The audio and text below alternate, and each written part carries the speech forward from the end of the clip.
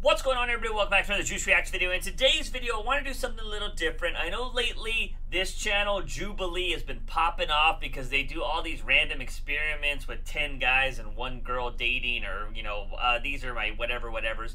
I finally saw one that really interested me, and that is reading strangers' deepest fears. Because the thumbnail has like, I'm scared of death or something like that, which I can totally relate to. So I want to see what other people's, you know, deepest fears are. We're going to go ahead and react to this and see just, you know, everybody else's other thoughts on this. And if you think there's any other Jubilee videos I should watch after this, let me know.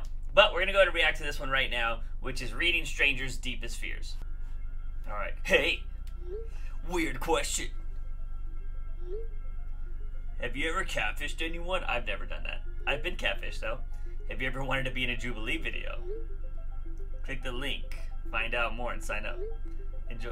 Wait. Are they asking me that? I fear that the girl I used to play with will grow up and realize that it was molestation in the name of games and complain to the police about me. What? We still travel in the same school bus. Wait, people from all over the world anonymously submitted secrets about their deepest fears. My deepest fear is being happy. Then we invited strangers to read those secrets out loud. Wait, so did one girl say that she was molested? I hope my parents never find out that I stole the money that went missing from our house 5 years ago. I feel guilty because my dad was saving that money to take my mom on their first trip abroad. Wow. I'm not a religious person, so my biggest fear is that God is real and everything in the Bible is true. My brother is very depressed and suicidal. No matter where I am, every time I hear an ambulance siren, I am afraid that something happened to him. I've had unprotected sex with... Wait, I'm confused. Did she say my brother, or what did she say? I was confused on what she said. I didn't hear her. My brother is very depressed and suicidal. Okay. No matter where I am, every time I hear an ambulance siren, I am afraid that something happened to him. I can feel that. I can feel that. I've had unprotected sex with multiple boys. I wanted to use protection, but the guys didn't, and I didn't want to spoil their mood. But now I'm scared that if I get tested, it will come back positive for HIV.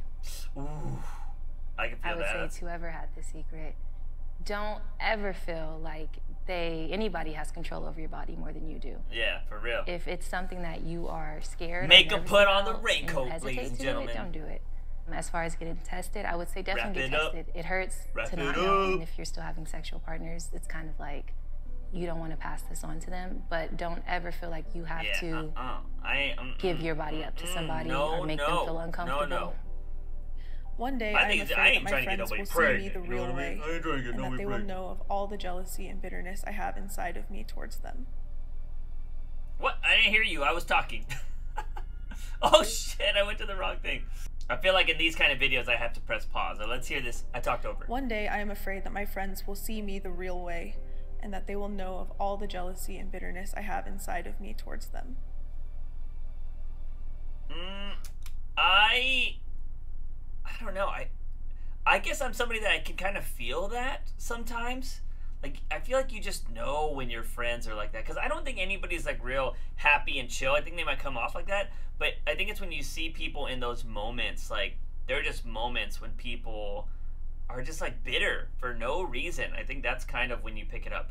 Granted, for me, I know I'm pretty sure my friends at work, like, sometimes I just go to work and I just don't want to talk to anybody. I'm just there. I'm just like, it's because I don't want to be there.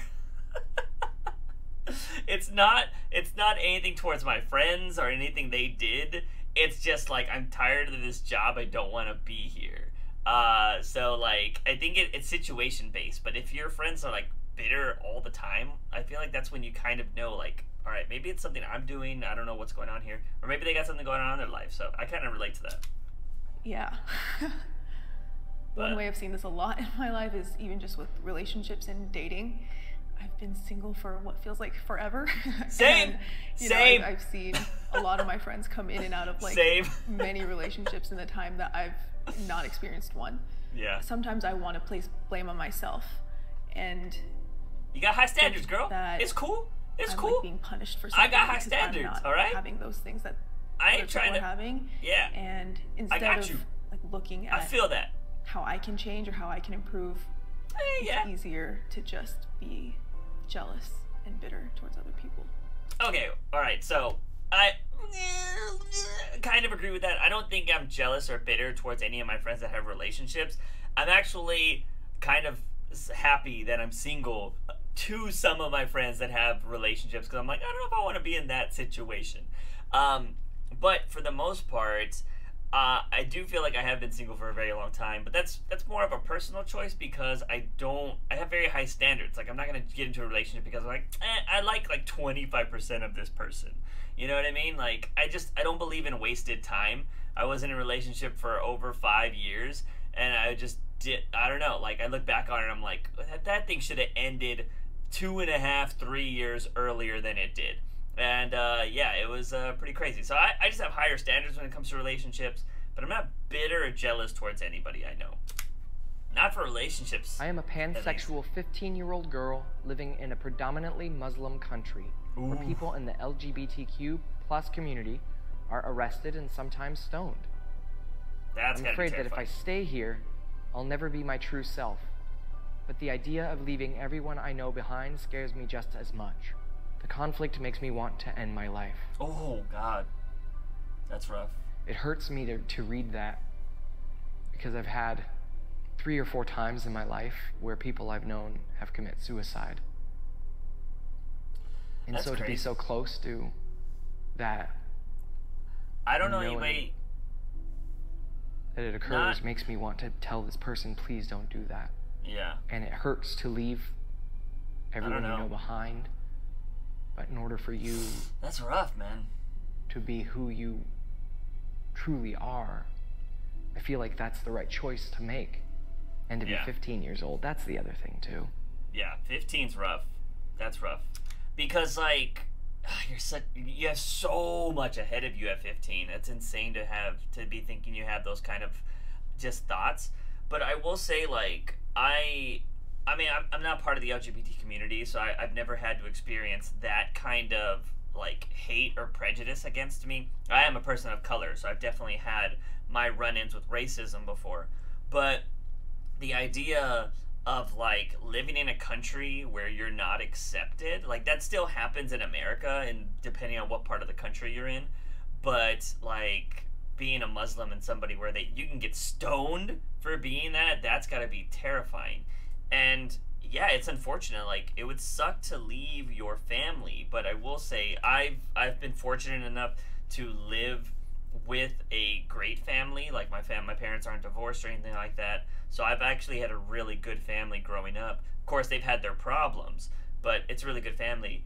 But I would see, like, I don't know if their family is okay. If that young girl's family, did she say that she's, like, it's a secret, like, even from her family?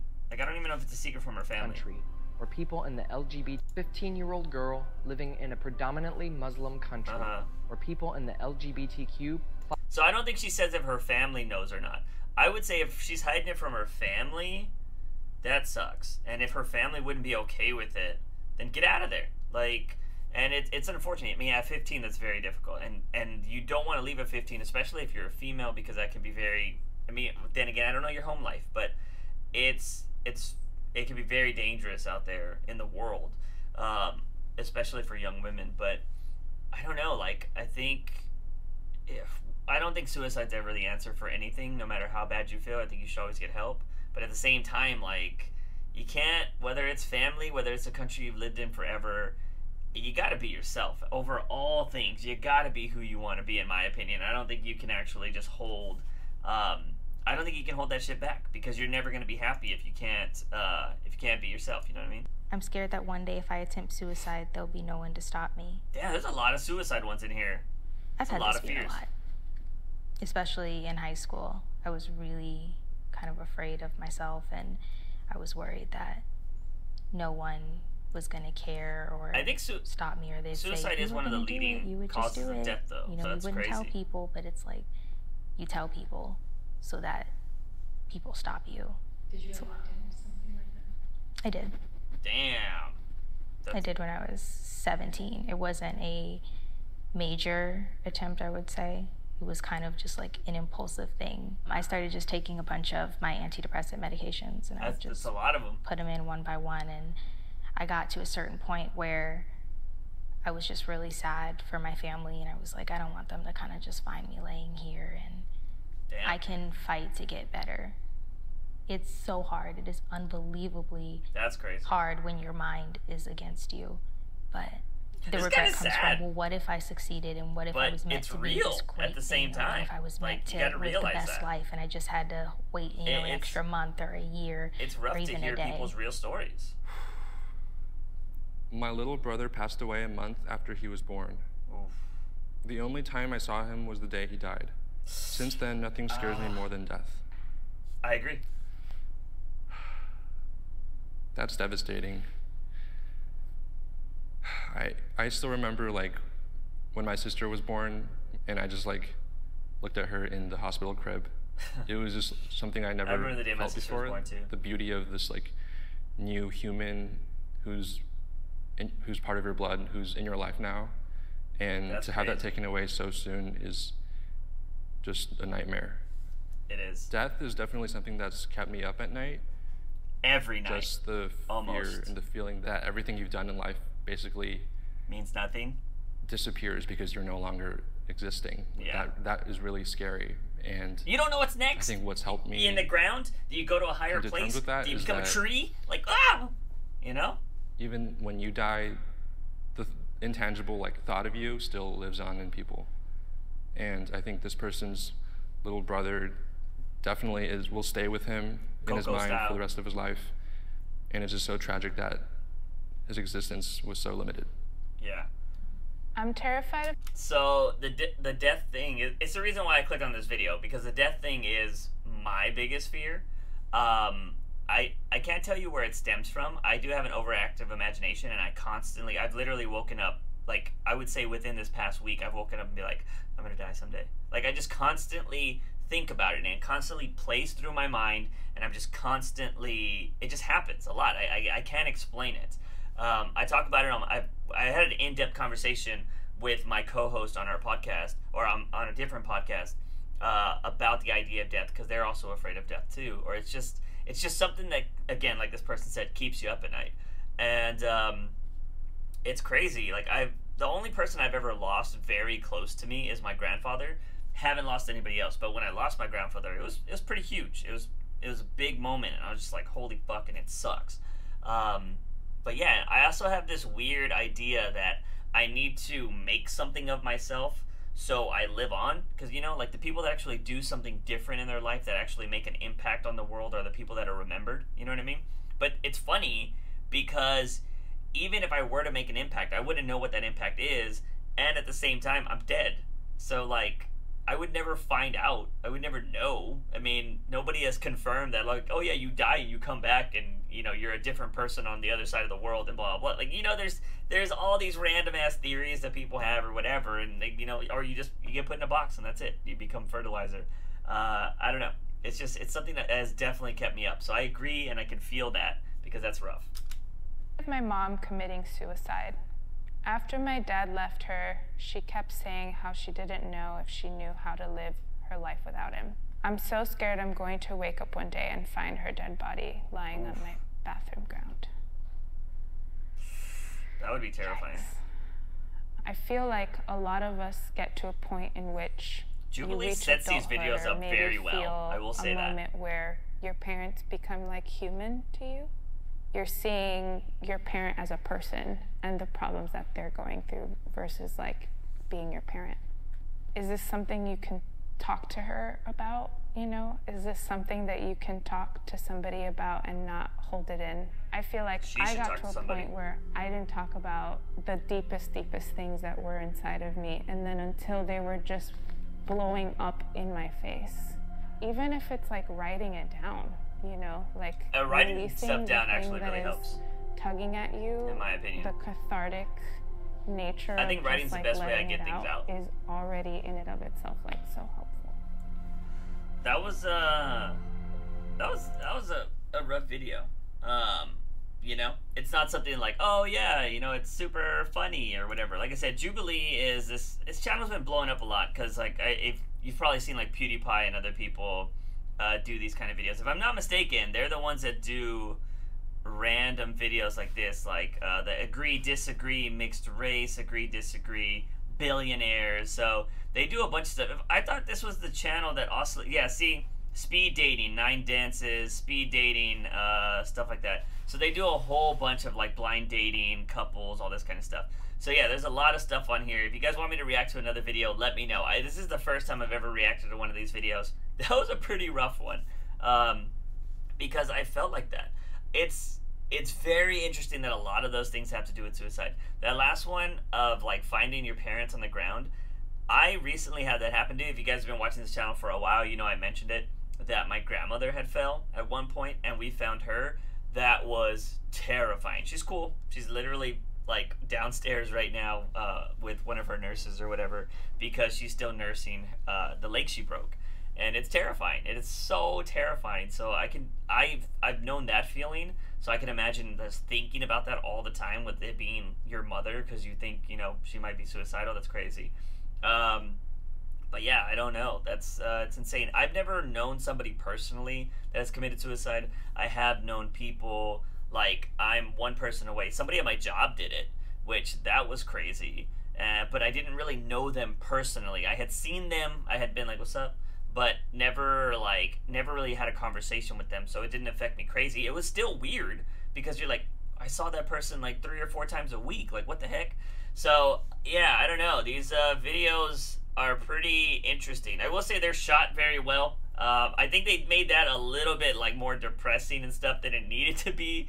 But, hey, that's, you know what? Sometimes that's what adds to the impact of the video. So yeah, let me know. Again, if you guys watch this channel, if you go through all these, if you want me to react to any other ones, let me know. Hopefully Jubilee's not like, don't react to our videos. I mean, come on, you got 5 million viewers, so I think you're fine. But hopefully they let me react to them. But anyways, guys, let me know. Also, if you guys haven't checked out our Twitch channel, definitely come hang out over there. We're finishing up The Last of Us.